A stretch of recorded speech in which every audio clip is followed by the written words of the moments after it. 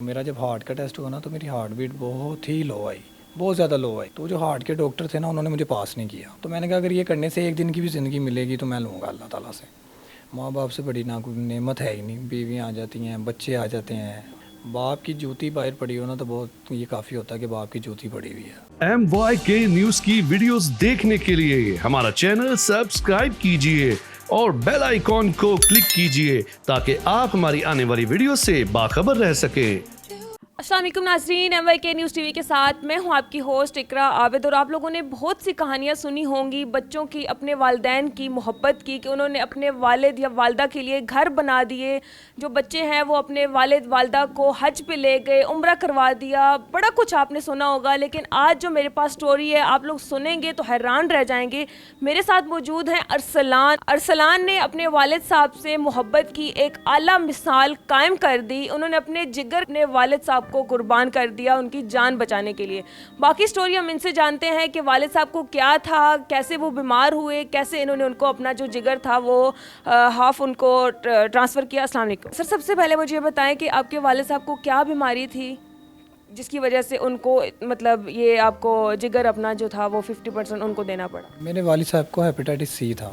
6 month का course करवाया। Course करवाने के बाद उनकी रिपोर्ट जो थी मतलब ठीक हो गई। तो हमें लगा कि वो मतलब बिल्कुल ठीक हो गए हैं। उसके बाद 1 से 2 दिन बाद वालिद साहब की बॉडी में पानी जाना शुरू हो गया। तो हमारे फैमिली डॉक्टर हैं, हमने उनको चेक करवाया तो उन्होंने मतलब हमें आगे रिकमेंड किया म्यू हॉस्पिटल। हम म्यू हॉस्पिटल गए हैं तो जब हमने वहाँ से सीटी स्कैन करवाया तो हमें पता लगता है वालिद साहब का लीवर फेल हो चुका है। उसमें 2 ट्यूमर्स हैं, एक 9 mm एक 3 mm। हमें किसी ने रिकमेंड किया कि आप इस्लामाबाद में एक डॉक्टर हैं, लीवर सर्जन डॉक्टर फैसल सऊडार, आप उनके पास चले जाएँ। हम वहाँ पे गए। वहाँ पे जब हमने उनको मतलब अपनी रिपोर्ट्स वगैरह दिखाई, उन्होंने अपने हॉस्पिटल की रिपोर्ट्स मतलब उन्होंने कहा मैं हम उसको मानेंगे।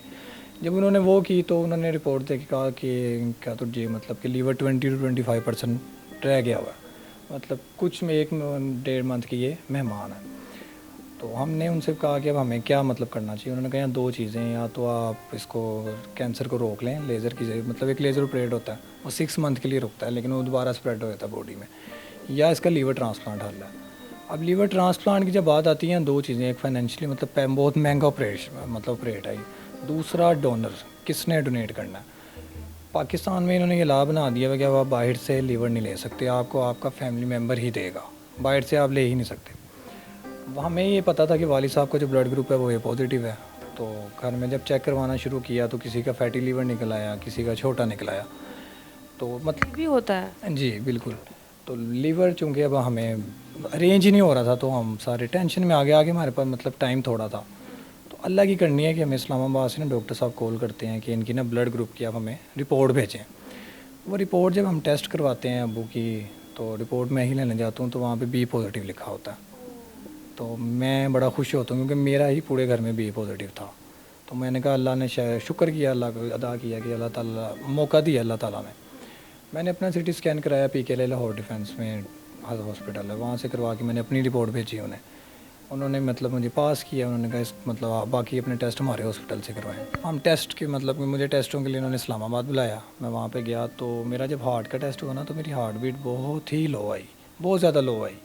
तो जो हार्ट के डॉक्टर थे ना उन्होंने मुझे पास नहीं किया। उन्होंने कहा कि मैं इतने बड़े मतलब ऑपरेशन में आपको लेटने की इजाज़त नहीं दे सकता, आपकी तो हार्ट बीट बहुत लो है।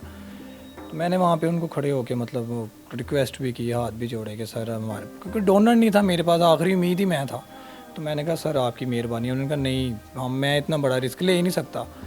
तो जब मैंने मतलब उनकी तरले वगैरह किए, रिक्वेस्ट वगैरह की, तो उन्होंने मुझे कहा कि हम एक चांस देते हैं, आपका हार्ट मॉनिटरिंग पे रखते हैं पूरी एक रात। पूरी जब एक रात रखा तो थोड़ी सी मतलब ठीक हो गई मेरी हार्ट बीट, लेकिन फिर भी वो अगले दिन उन्होंने कहा कि ये नॉर्मल नहीं है। तो मेरे जो लीवर सर्जन थे हमने उनसे बात की। मैंने फिर उनको भी कहा, मैंने कहा हमारा कोई मतलब हार्ट का मसला है तो हमारा है ना, आप करें ऑपरेशन, अल्लाह मालिक है, देखी जाएगी जो होगा। अगर ज़िंदगी मौत का फ़ैसला है तो अगर मौत आनी है तो आनी है, बेशक हार्ट बीट सही भी है। तो खैर अल्लाह का शुक्र है, ऑपरेशन के लिए गए हैं तो सक्सेसफुल हुआ हमारा ऑपरेशन।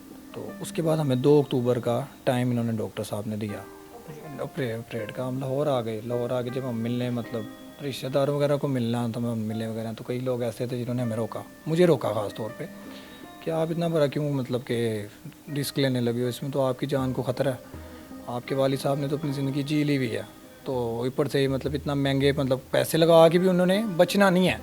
तो मैंने कहा अगर ये करने से एक दिन की भी ज़िंदगी मिलेगी तो मैं लूँगा अल्लाह ताला से। अल्लाह का शुक्र है 2 अक्टूबर को ऑपरेशन और माशाल्लाह बहुत अच्छा ऑपरेट हुआ। अब यहाँ उल्टा हिसाब हो गया कि जो रिसिपिएंट होता है वो जल्दी मतलब लेट होश में आता है, जो डोनर होता है उसको जल्दी होश आ जाती है।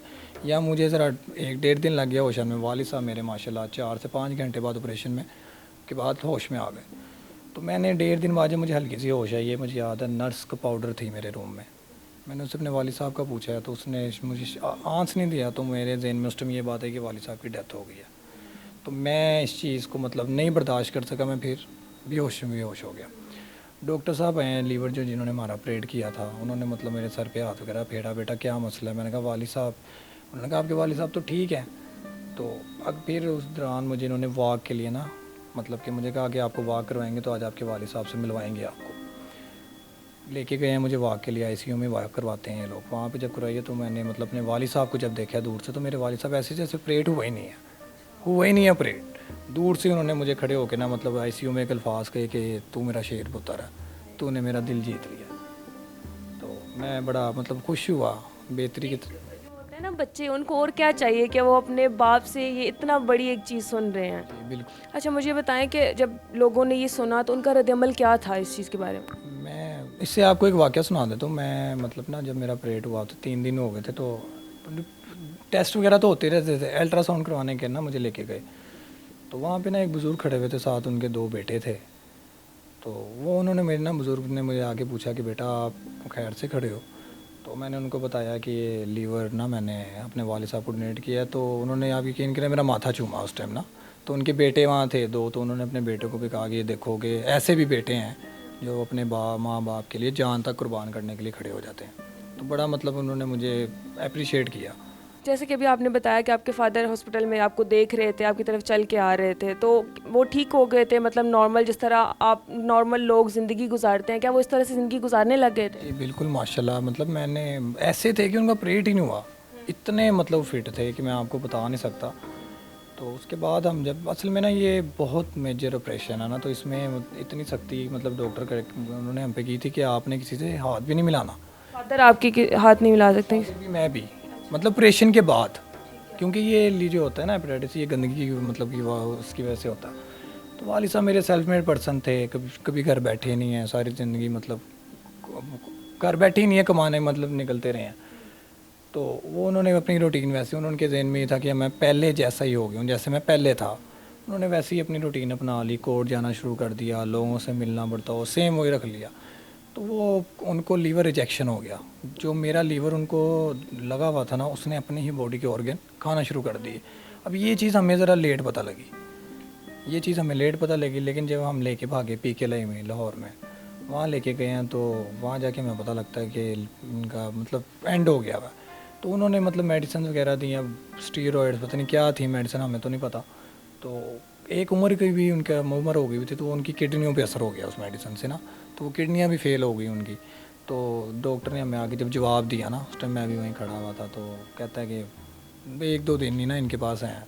रीज़न हमने पूछी, उन्होंने कहा इनकी तो किडनियाँ भी फेल हो चुकी हैं। तो मैंने वहाँ भी खड़े होकर ना कहा था कि मैं किडनियाँ भी देता हूँ, मैं लीवर भी देता हूँ, मेरे वालिद साहब को बचा लें, मुझे एक्सपायर कर दें। तो फिर वो उन्होंने मुझे कहा कि नहीं बेटा, बहुत देर हो चुकी है, अब नहीं हो सकता, चाहे इनको आप किडनियाँ भी दोनों दे दें, लीवर भी दे दें, अब नहीं है, हमारे हाथ में नहीं है। तो फिर उनकी डेथ हो गई थी 25 जून को 2001। साल वो कितने साल ज़िंदा रहे थे? 1.5 साल।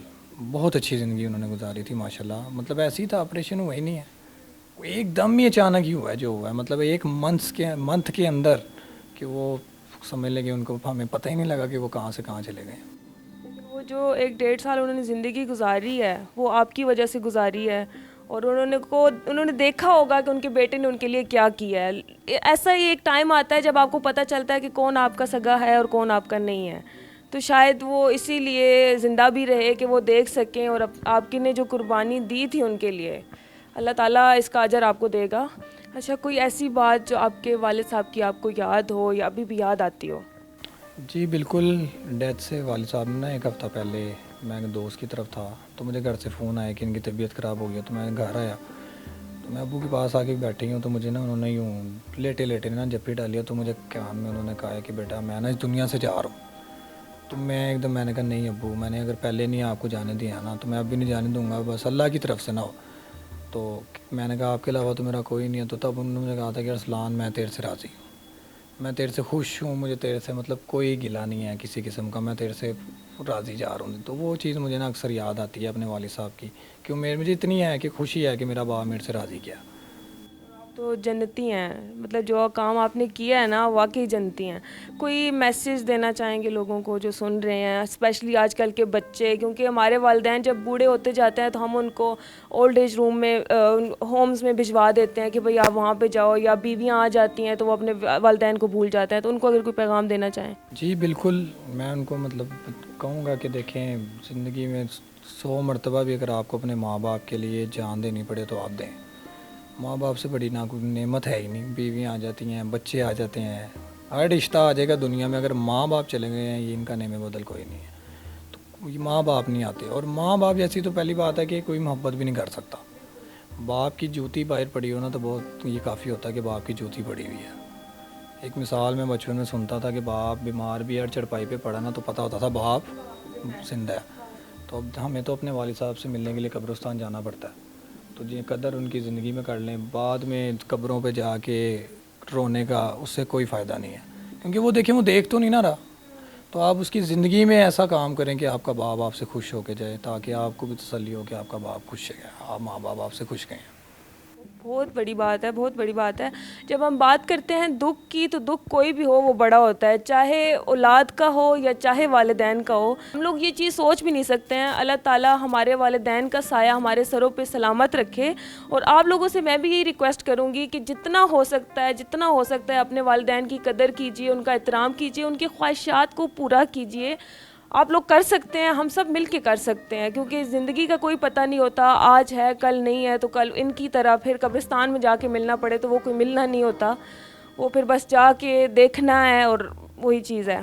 Thank you so much sir आपके टाइम का। उम्मीद है कि आपको वीडियो पसंद आई होगी। चैनल पे नया है तो do subscribe our channel, like करें, कमेंट करें, शेयर करें। दोबारा हमसे मुलाकात होगी एक नई वीडियो में, तब तक के लिए हमें दें इजाज़त। अल्लाह हाफिज़।